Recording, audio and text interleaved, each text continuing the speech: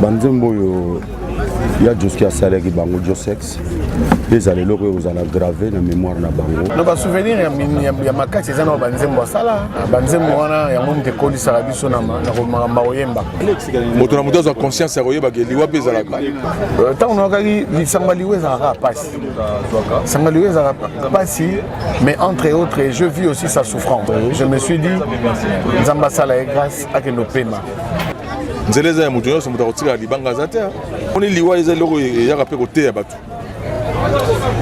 repentance ya makasi yali na kati ya makambo ya tomonaka ya baliwa boye mosala fo ezala juste po lelo ampleur oyo vie joski aza nango lelo na kati ya mboka ya Kinshasa ti na numero 1 meme ya mboka yali mpona bolamu na ye afandaki na bato abetaki miziki ya conflite oyo akolobeli te partika ya nzembonga nde na oyeba voilà merci nakobondelako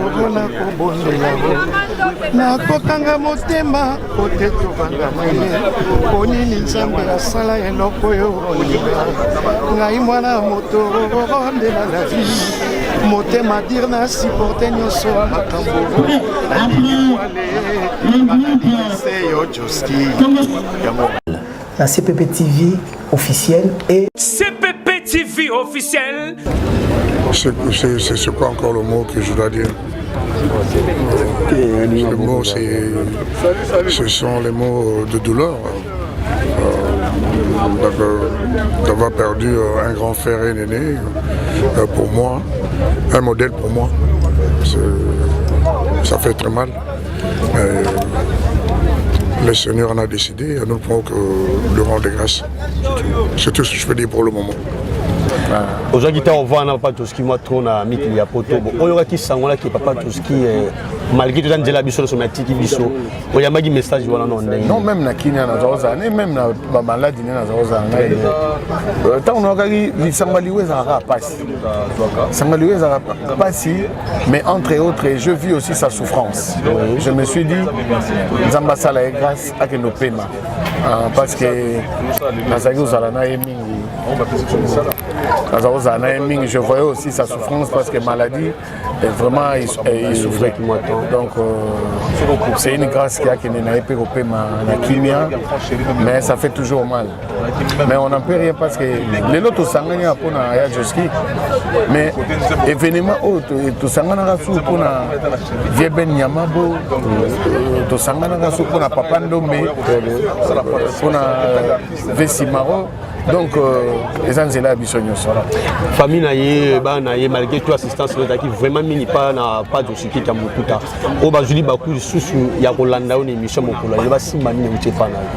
Oh, bananae, ma petite sœur nanga, princesse na Minata. Princesse en Belgique, qui écoute le papa na écouté Awa, Aminata en Londres à Uchoya, Namade à Zalapé Awa. Donc on a pena c'est ma famille quoi. Bah éviter. Et là bah aussi bazara ne bazara parce que bazara vraiment en amour là bah petit frère né bah y a 15 bah y a le Loubé bah Philippe bah tante fille c'est vraiment ma famille parce que Vejuski c'est le grand frère de Modoga Barambo. On a sur la délégation famille moi la délégation famille Modoga Barambo fandi. Oui na mo Barambo azali ba couper novela sur donc c'est vraiment une grande famille. OK merci n'habite Nzembo Nino ayi ozana ngo. Ah banzembo zebele o monte ko na uto mbelo KSK. Banzembo zebele. Nzembo zebele. OK merci Sam. Merci.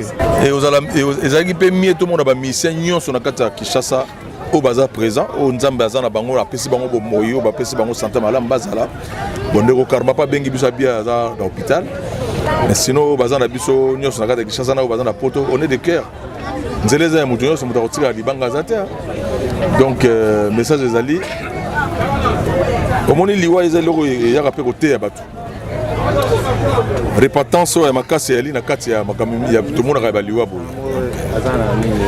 Je pense que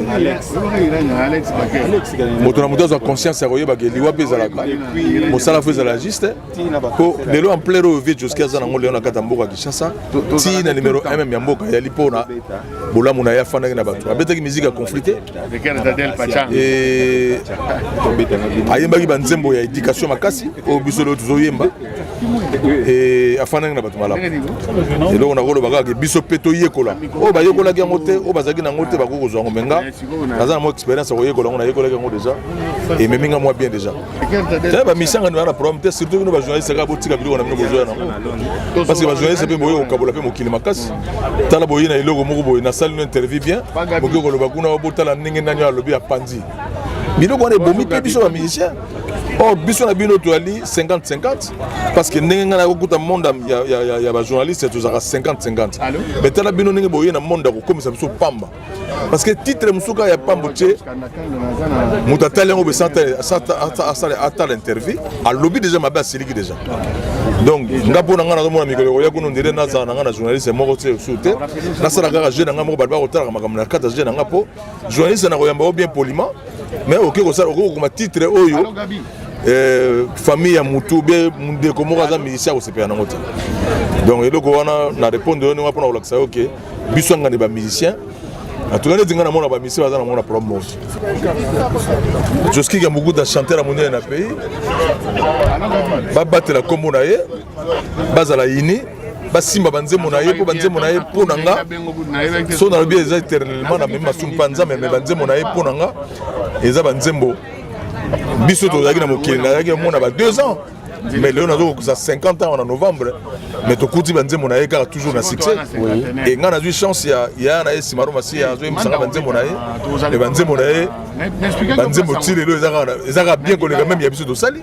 Ok, merci là naza bongo na couple Novelas oyo baza pe ba faire partie na famille ya Joski Kambukuta ndenge tulobaka toujours na siloga que l'artiste ne meurt jamais ba œuvre na ye et continuera toujours koloba mona moka Novelas mes condoléances.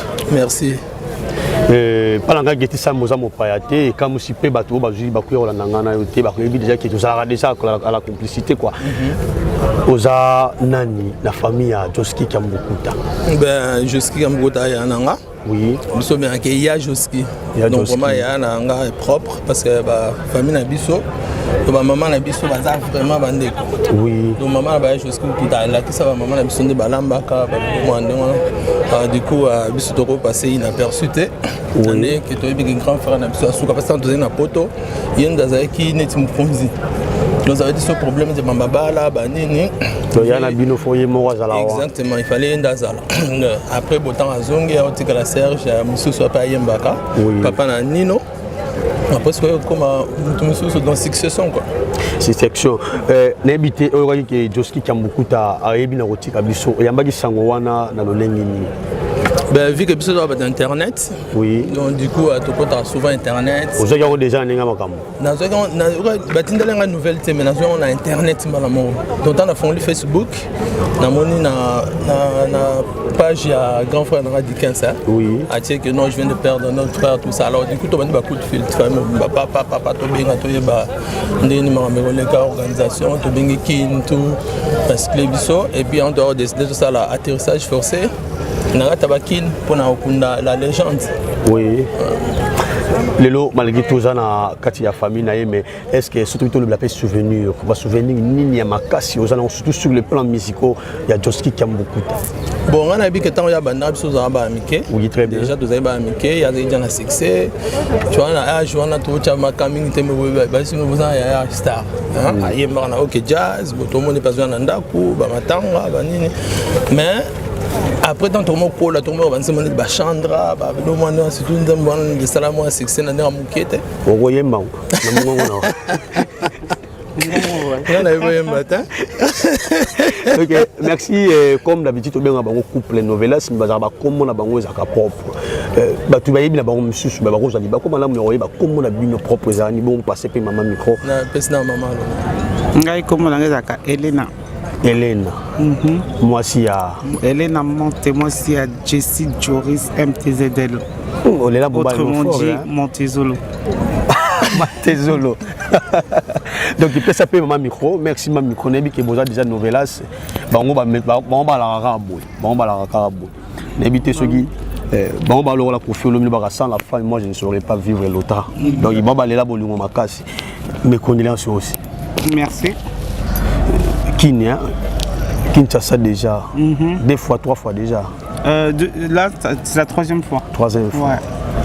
Malgré tout, je suis pour la matanga aux olelisa mobile na yo. Ozomona oneni ko perdre biso artiste muneni mboka na biso. Oui, c'est triste parce que ngamba liboso la monaki ezaki na mois ya octobre. Heureusement aussi tu gagné au Talaï avant ton zonga tu quand même que tu au Talaï. Tu go au Talaï et puis 6 mois après OK. Je tenais d'être là. Est-ce que je beaucoup tanagina Joski Kambukuta makambo bosola ko simaka nini o kangaka ndenge bosola wana soko rappeler biso lisusu to sola ka pesa biso ka ba conseil continuer botala batute continuer au bozo sala. Ne regardez pas les gens, on a atala makambino botala bosala atala makambino bosala. OK, merci d'inviter ba ndeko mobile na yo baleki na ye ba mama ba tata mwasi o ba juli baku ya malamu ya kolanda on émission ya Geti Samba basima nini o uti pa mwasi ya mwa na bango. Comment ça va Simbani? Ah, la voix comprendre les appels congolais. Donc ba na ye o bazota la émission oyo. Donc ba retenir nini uti pa na yo de votre part ba ko simba ba retenir nini. Nga juste que courage, on a vraiment beaucoup de courage et puis c'est vrai que les Anzela batoni on sort bisono so kende, c'est vrai que c'est pas facile, c'est très difficile. Ça fait mal mais juste courage. Mais alors bagalinga la bien oli ba kutunga la bien ko le kana mobile mo za Congo. Ozongi sina yo micro pa. La sake ba argo. La sake ba argo. La sake ba argo. Donc tout ça na biso na matanga to ozonga surtout me kosola parce que na moni mondo kopea baramboza déjà wana. To comme na suka ba to ba juli ba ko Holanda yo ba simbani novelas. Ben écoutez bon je soutien moral. Oui. La famille et puis le reste viendra par la suite donc au Kundae. CPP TV officiel. L'artiste ne meurt jamais toujours. Naza namona moka modogo abaram wa inutile la présentation parce que déjà ça mon payaté na masolo au Italie média pina minduli ya mboka na biso en tout cas coup de chapeau na modogo basala pe ba fierté ya musique yango faut quand même tout le monde a déjà envie. Moi la mboka modogo mes condoléances outil na sacrificateur du ville. Merci mon frère. Merci énormément. Merci modogo. Merci aussi na confiance au président le to mega kolobela makambo ya papa Joski. Yona Joski vous a déjà une grande famille. Aza yaya papa noko. Il y a les bossons dans le bazar yaya parce que famille biologique. Oui. Il y a mis baleine dans le bas collègue artiste de Roland Gaï. Oui. N'habitez pas au Gisango ya papa Joski atiki biso oyamba ki message wana lolengi ni. Les bossons na doute makasi parce que na ba mikolo le kaka ba sango moko banoko ya ndenge wana ça déranger puis so boyo kota vraiment na mozindo mona kezaki ba fake news information moko vraiment ya lokuta quoi yanga loba na bateau yo ndenge bino bo chassa ba image avant de divulguer loko faut que na source ko boye banini nazaki na doute jusqu'à que na ko benga Kisasa on a reçoit grand frère nanga Dickens qui a beaucoup taillé ne muta confirmé qui n'a pas convaincu que Yaya a tiré biso artiste monene je suis qui a beaucoup si on peut parler des souvenirs nini makasi oyo zanango pas ya état que Joski chanteur congolais ba souvenir les belé ba souvenir les belé ko banda ngazaki mwana muke ndanga na bando ko yoka ba musique ba nini wana mama zebsanga bien wana ya na yot na comme la série azana na continental et puis African Fiesta na ba docteur Nico jusqu'à OK Jazz et puis na bana OK na ndenge pa kotaki na ba problème na sous solo nayembaka mpe na album moko oyo ye vie ma vie double vie je crois osalanga nayembaka nzembo na ye mais bon naza nango susu na motu te mais nayebi titre album eyaki double vie quoi bafani ya papa Joski ya mokuta oyo babungisi leader na bango c'est pas facile so bazwipeli baku ya kolanda interview oyo basima nini oyo kotina mpa na yo outa olobeloko moko ke l'artiste ne meurt jamais oui donc banzembo oyo ya Joski asalaki bango Josex ezala eloko oyo kozala grave na mémoire na bango ke batransmettre bamessage parce que via bando oyemba bainsanité te alaki motu moko so ayembi nzembo ozalaki na sens ya nini ebele donc eloko koloba bafani baimposaka bango te mais bacontinue toujours koconsommer biloko oyo grand frère atiki tant que icône ya musique congolaise aussi. Moi je sais pas pourquoi ils sont pas là. Notre groupe, cher à papa Chéribine Adam Motopa, on a fait notre devoir parce qu'il faut se dire papa Chéri,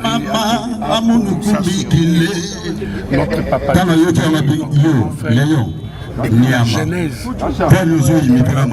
jusqu'à la fin, malheureusement, j'ose croire il faut seulement il faut oublier la route du prochain. Il ne faut pas qu'il beau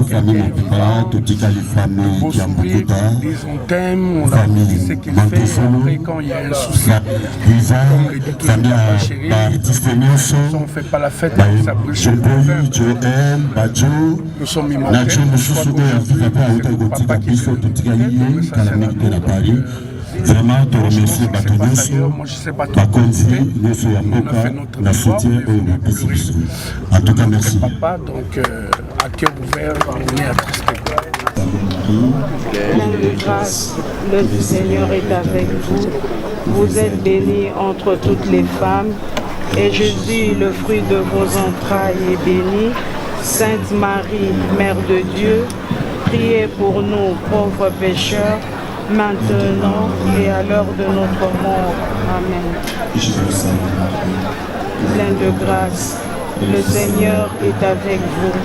Vous êtes bénie entre toutes les femmes, et Jésus, le fruit de vos entrailles, est béni. Sainte Marie, Mère de Dieu, priez pour nous pauvres pécheurs. CPP TV officiel.